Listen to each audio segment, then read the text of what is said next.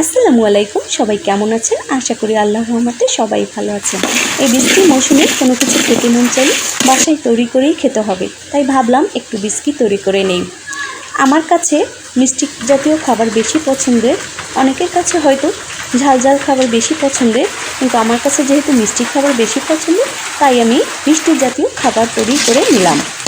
আমি এখানে চাল নিয়েছি, চালগুলো ভেজে নিয়েছি এবং ভাজা চালগুলো পানি দিয়ে ভিজিয়ে রাখলাম কিছুক্ষণের জন্য।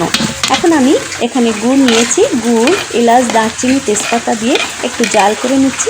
গুড়টা যখন একটু ঘন ঘন হয়ে আসবে তখন ভিজিয়ে রাখা চাল ভাজাগুলো পানি ছেঁকে নিয়ে আমি এখানে দিয়ে দিয়েছি এবং পরিমাণ মতো আমি এখানে পানি দিয়ে দিয়েছি কিছুক্ষণ নেড়ে চেড়ে, এবং দিয়ে দিয়েছি নারকেল কোড়া এবং নারকেল কুচিয়ে রাখা নারকেল কুচি দিয়ে আমি এটাকে ভালো করে নেড়ে চেড়ে ঢাকনা দিয়ে কিছুক্ষণ জাল করে নিচ্ছি।